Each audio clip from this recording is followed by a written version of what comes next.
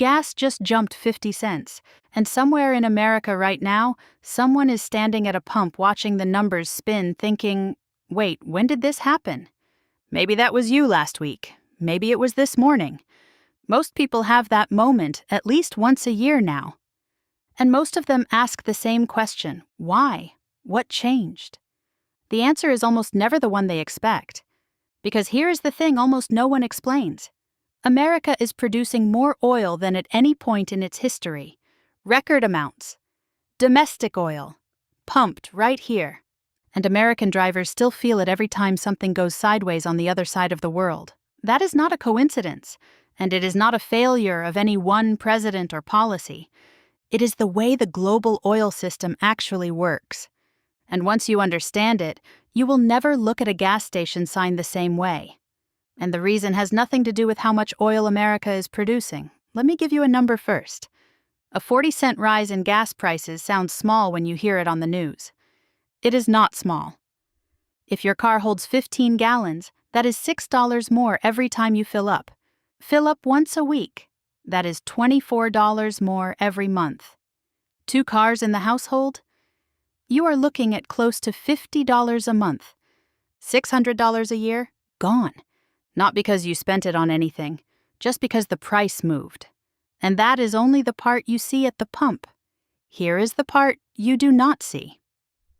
When diesel rises, it costs more to move a truck. When trucks cost more to operate, it costs more to move food from a warehouse to a store. When that happens, businesses have a choice. Absorb the cost and take a smaller profit. Or pass it on to you. Most of the time, they pass it on. So a rise in oil prices does not stay inside the oil market. It becomes a shipping cost, a grocery cost, a utility bill cost, a small business survival question. The gas pump is just where most Americans feel it first. So where does the price signal actually come from? The answer is about 8,000 miles away from your gas station. There is a narrow waterway near the coast of Iran called the Strait of Hormuz. You could drive across it in under 20 minutes if it were a bridge.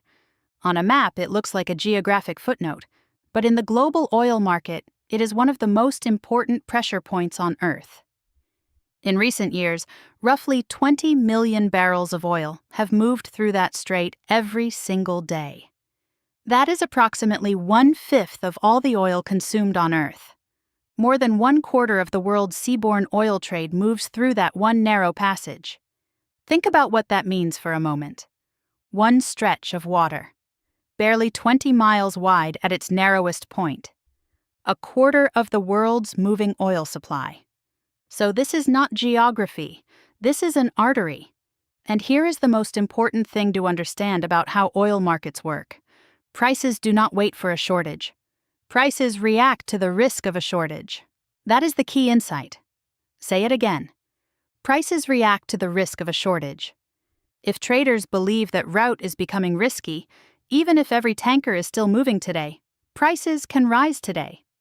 If shipping insurance gets more expensive because captains are nervous, crude rises. If major buyers start quietly looking for alternative supply just in case, crude rises. A threat can move the market before a shutdown ever happens. Fear travels faster than oil. So how does that fear get from a narrow waterway near Iran to a gas pump in Columbus or Phoenix or Dallas or Tampa? Here is the chain. 6 steps. Step 1. Tension near Hormuz raises what traders call the risk premium on oil. Step 2. That pushes the price of crude oil higher across global markets. Step 3. Crude oil is the single largest ingredient in a gallon of gasoline. According to the EIA, crude typically accounts for more than half the final price at the pump. And that step 3 is the one most people miss. Crude is not just one ingredient in gasoline, it is more than half of it. Keep that in mind as we continue. Step 4. When crude gets more expensive, refineries pay more for their raw material. Step 5. When refineries pay more, the wholesale price of gasoline rises. Step 6. When wholesale rises, the price at the pump rises. That is it. That is the whole chain. And here is what makes it strange. Your gasoline probably did not come from anywhere near the Persian Gulf. Most American gasoline is refined from domestic crude or crude from Canada and Mexico. But it does not matter where your specific barrels came from, because crude oil has a global price. And that global price just went up. You are not paying for Iranian oil. You are paying for a world where Iranian oil is harder to move. There is a difference, and it is the difference that explains everything. Now, here is where most people have the wrong mental model. One side says, America produces oil, so foreign shocks should not affect us. The other side says, gas prices are high because of Iran. Both are too simple. And both miss the real lesson. Here is the real lesson. There is physical dependence, and there is price exposure. Physical dependence means you actually need those barrels. The supply has to flow through that specific route for your country to function. Price exposure means the global market reprices your commodity, whether you needed those specific barrels or not. In other words, the market does not care where your barrels came from. It charges you for the world it is living in, not the one you are living in. The United States is not heavily physically dependent on Hormuz. In recent years, American imports of crude through that route have been roughly 2% of total U.S. petroleum consumption. 2%. And yet, the price moves. That is the part that feels unfair. And it is. Because price exposure is real even when physical dependence is low. That distinction, those two concepts, that is the whole video right there. Now let's talk about what America actually has, because this is not a story of weakness, not even close. In recent years, U.S. crude oil production has hit record levels, above 13 million barrels per day. The Permian Basin in West Texas and southeastern New Mexico is the engine of that production. It alone accounts for roughly half of all U.S. crude output. Then there is Eagle Ford in South Texas, the Bakken in North Dakota and Montana.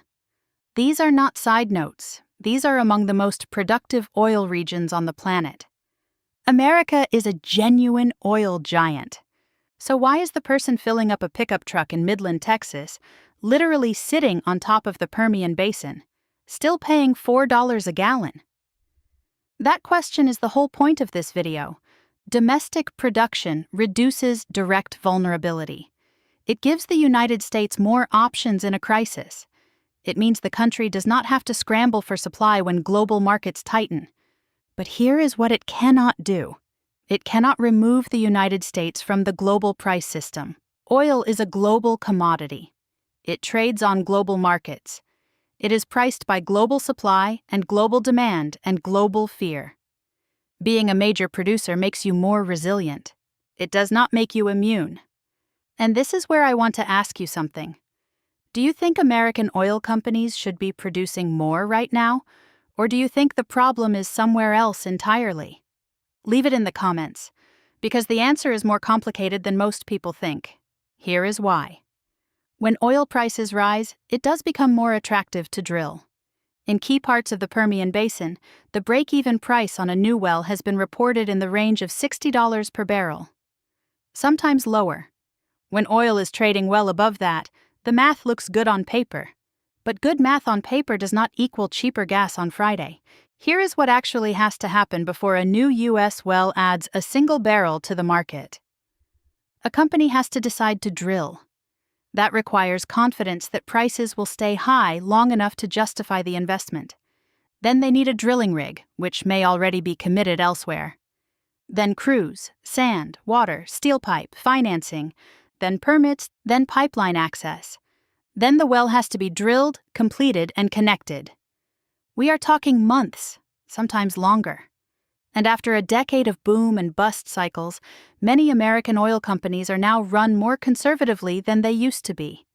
Their investors want returns and cash flow, not aggressive expansion every time oil spikes for a few weeks. So the timing problem looks like this. The market price is in fear on Monday. Drivers feel it at the pump by the weekend. Producers start thinking about drilling next quarter. New supply shows up many months from now. The pain arrives before the solution, every time. That gap is why record American oil production does not automatically protect American drivers from a global price shock. It helps. It absolutely helps. It just does not close the gap fast enough for the person standing at the pump. One more layer, because this is where local reality gets interesting. A global shock hits the whole country at once, but no two Americans pay the same price. A driver in Texas might pay $3.80. A driver in California might pay $5.10 for the same gallon. Why? Because once crude becomes gasoline, the market stops being global and starts being regional. States have different fuel taxes. California's are among the highest in the country. Some states require unique fuel blend formulations that cost more to produce. Some areas are close to refineries. Some depend on long pipeline runs. Some markets have tighter local supply. Some are more exposed when a single refinery goes offline for maintenance. So one global price signal fractures into dozens of local realities. The same barrel of crude, very different prices at the pump. This is also why blaming any single cause is almost always wrong. Gas prices are built in layers: crude oil, refining margins, federal and state taxes, distribution, local inventory, seasonal demand, regional regulations, and global risk. When crude moves sharply, it can push the whole structure higher. But the final number on the sign reflects all of those layers at once. So here is where we land. America produces more oil than it ever has. The Permian Basin, Eagle Ford, the Bakken. These are not talking points. These are real places producing real energy and giving the United States genuine strength in global markets. And yet, an American driver in any state can still feel the ripple from a threat in a waterway near Iran. Not because they filled their tank with Persian Gulf oil, but because their tank was filled at a price set by a global market. And global markets price in fear. They price in risk. They price in the possibility of disruption before the disruption even happens. That is not a bug in the system. That is how the system was built. Energy independence means you can produce your own supply. It does not mean you get your own price. As long as oil is traded globally, the price of oil is a global conversation. And every driver in America is part of that conversation whether they know it or not. America can drill more oil.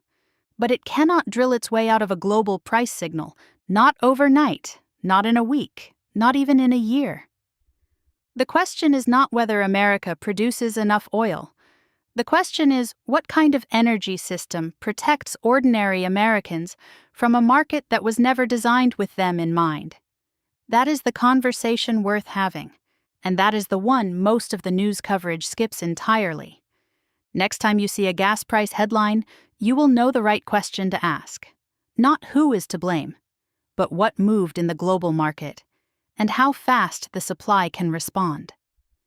Knowing that puts you ahead of almost everyone sitting in traffic right next to you. If this helped you see the system more clearly, subscribe, because that is the kind of thing we do here. And if you want to understand how energy policy could actually change any of this, the next video is right here.